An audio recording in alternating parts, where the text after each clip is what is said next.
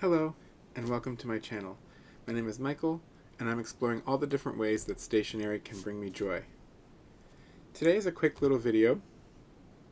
I'm heading off for a little get-together with friends for Indigenous Peoples Day weekend, and I wanted to have a little something to put up on the channel that would keep to my regular schedule, and I thought I would get to show off the Kakimori Dip pen that I was too afraid to use with shimmer ink in a couple of videos ago, but I wanted to see what it was like to use that pen. And so I have the pen here with the brass nib. I'm also going to just compare it to my Sailor Hocoro dip pen and the different nib sizes that I have. I thought that would be an interesting thing to just show all the different nibs and how they write. And I have this, I'm going to be doing this in my Yu-Sari notebook, which was the winner in my paper comparison competition on which paper handled fountain pen ink the best. So I thought it would be great to try out this dip pen in my Diamine Oxblood ink that I have, and like last time, I'm going to be using my dropper to put some of this ink in this little like medicine cup so that I'm not dipping directly into the ink.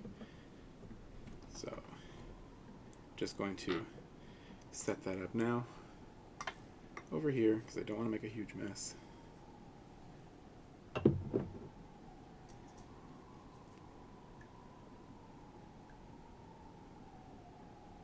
Alright, so I have the ink here in this cup, ready to be dipped in. I'm going to do kind of a second unboxing of sorts because I did already take this out in the previous video. But I have here the walnut handle,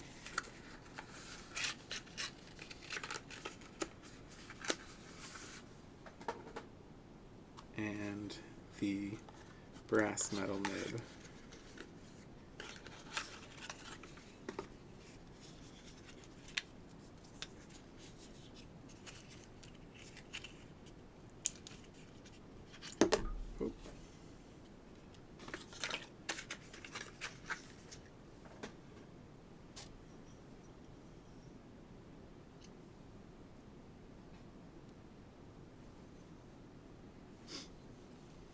Right. So I believe I'm going to start with my Hocoro, and I'm going to go medium, fine to medium, the Fude nib, and those are the three I'm going to show off today.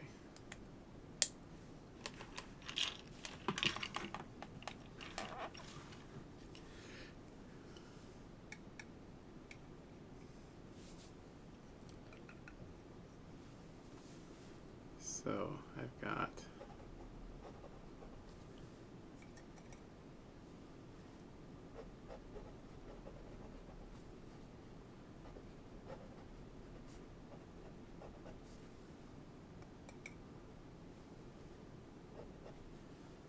my fine nib.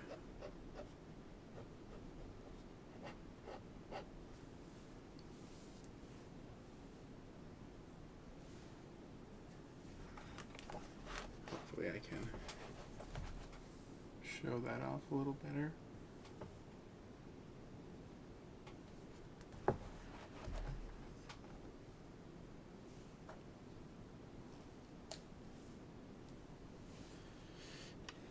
And then I'm going to put the medium nib on the Hocoro dip pen.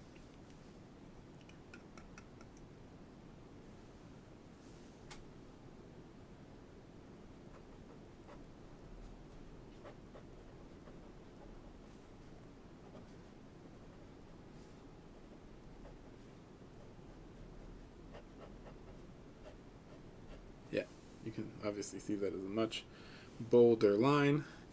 It also holds the ink longer.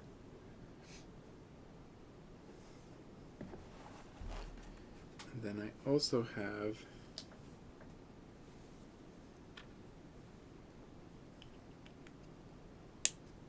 the Fude nib, which honestly not quite sure how to use super properly.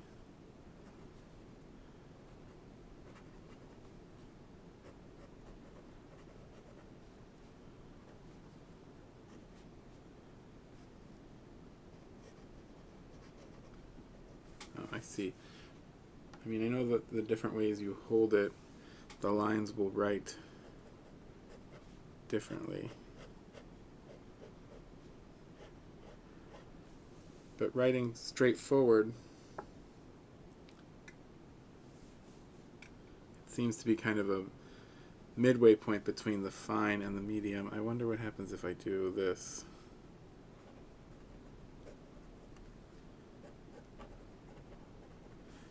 That doesn't seem correct.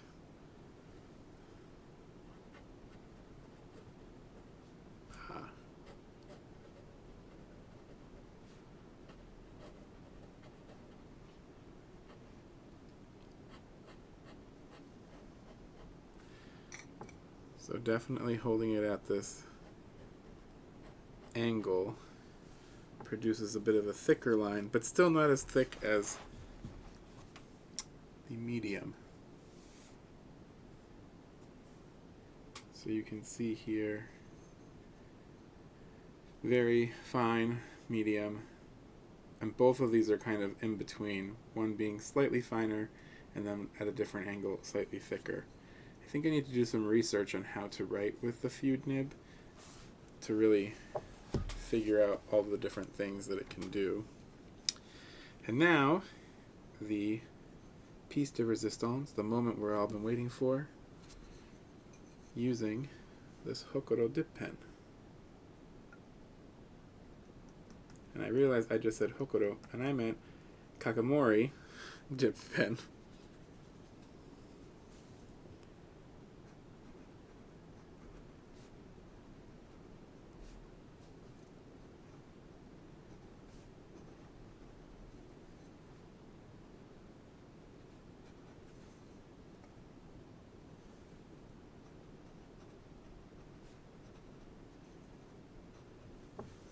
Interesting.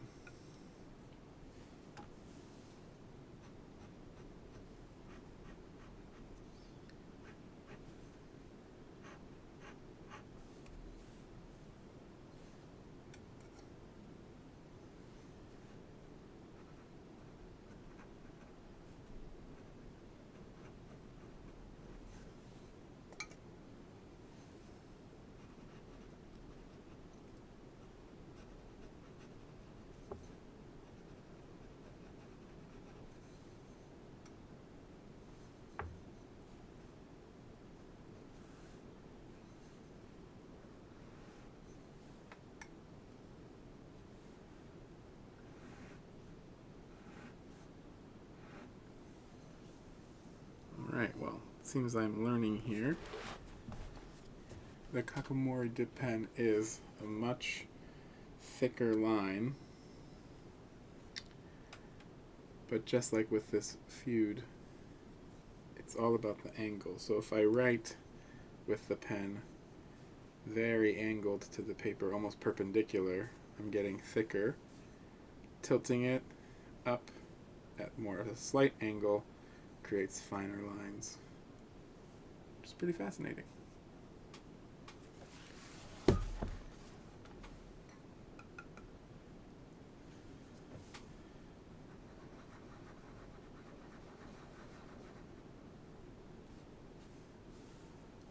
And I can see, yeah, you can color or flood the paper a lot easier than, say, with this Hocoro.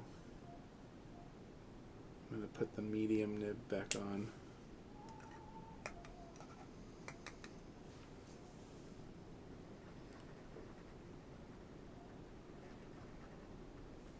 Yeah. I think obviously because the Kakimori nib has these slits, it's holding a lot more of the ink in there, and at the certain angle you can get a lot of more ink out. Whereas these Sailor Hocoro dip pens only hold a bit of ink there, and it's much more just like writing with a fountain pen.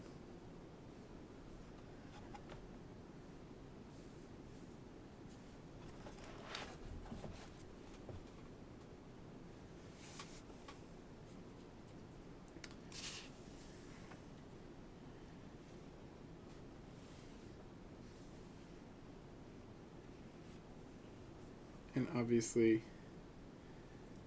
this Oxblood is a really beautiful ink in the finer or thinner lines, not seeing as much of the ink's property as when you allow it to be a little more thicker.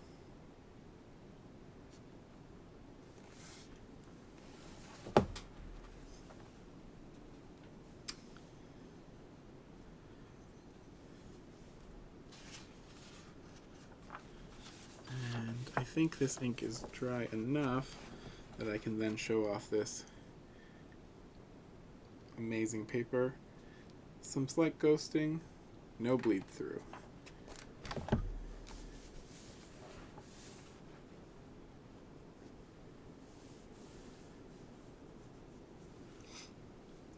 So the next thing I want to test is how well the dip pen works just for writing. Like, is this something I'm just going to want to use for lines or just titles or, ink swatching? And I thought I would test this by writing out a poem. If you've watched my earlier video about planning a poetry personal curriculum, and I can put that link up there, I have been working for the past about a month in my personal curriculum that I planned, and that was to explore writing poetry, September now into October. And I've been using my Anchor textbooks to create poems, poet studies here in my Love and Trip TN. This is where I'm doing a lot of the work. Don't want to show too much because I obviously don't want to splash the poems that I've been writing all about the internet, but writing in here 3 times a week, doing the poetry exercises that are recommended in these textbooks. And I thought a really fun way to test out this dip pen would be to copy out a poem from one of the authors that I did an author study, and that is the poet Carolyn Forché. And she was born in 1950, I believe. She has had many accolades as a poet.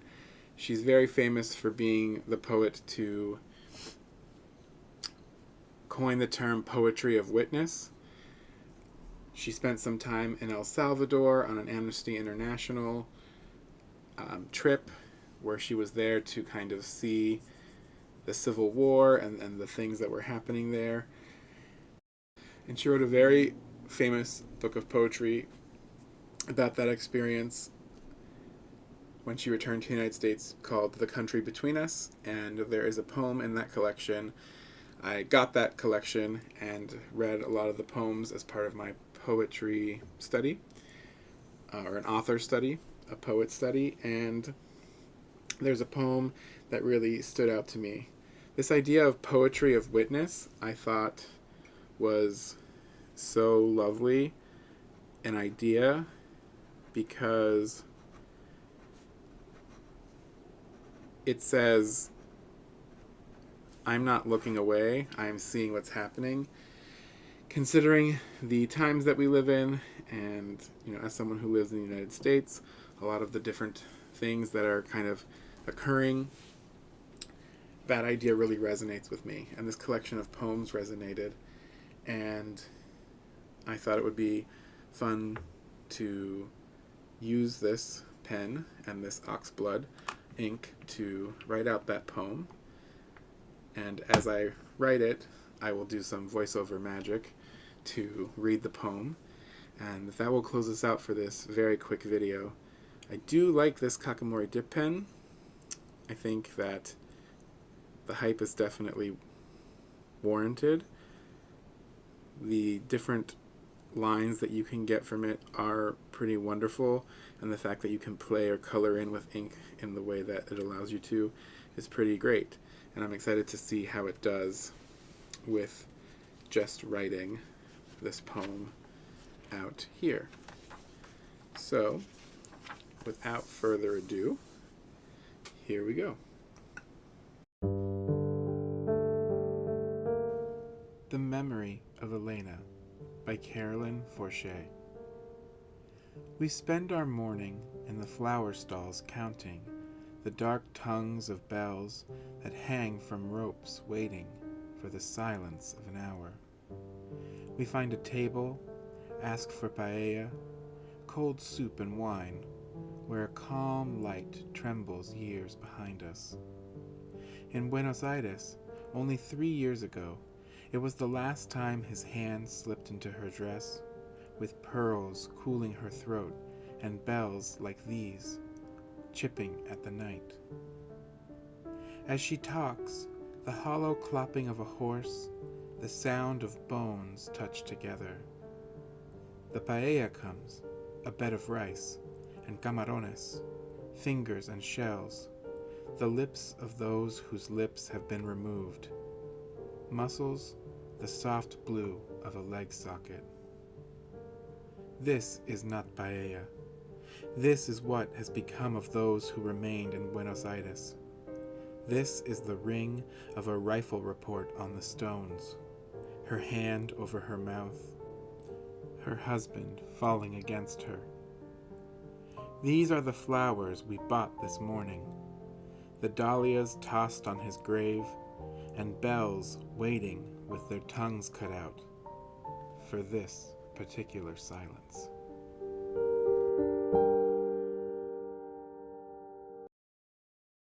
This writing experience was so lovely. I definitely think that I need to get the hang of the correct angle to get the ink flow that I want, especially when dipping the pen to refill it with ink.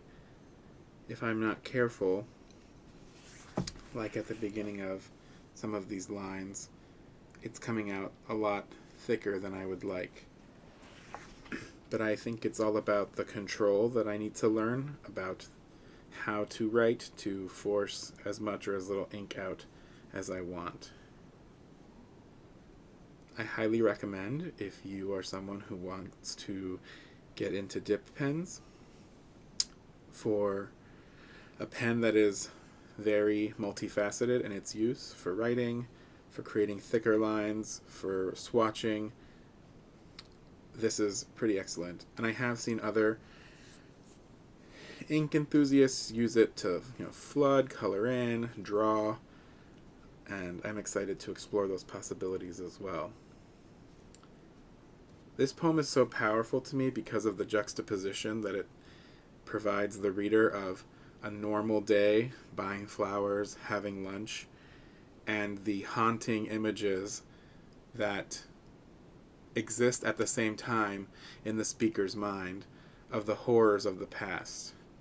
War, violence, they leave scars on our psyche, and as we move forward and try to have a normal experience, whatever that is, or live day to day, moving past very unfortunate, violent things that we may have experienced, there is no way to fully let go. Not only is there the physical reminder of a grave, of the loss of loved ones, but the images and the experiences that we still stumble back to in our minds. And I think that Carolyn Forché explores that really interestingly here. And it's also almost a yearning for us to understand that we shouldn't forget those things. And as we are currently experiencing a lot of conflict and a lot of, frankly, violence that is starting to spill out, I think it's really important for us to bear witness to that as well.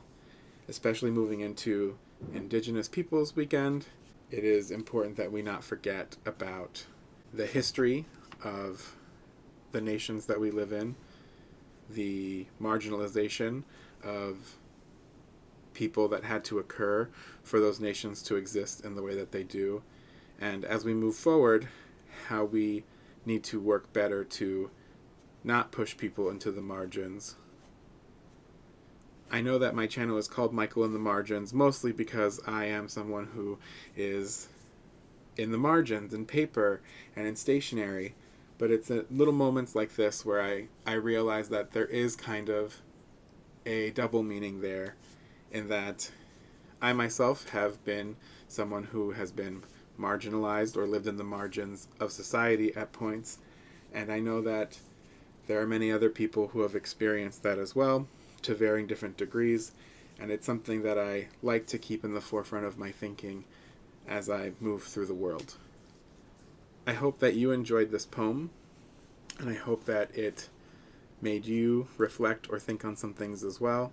I'd love to know in the comments if this poem brought anything out in your mind, what it was.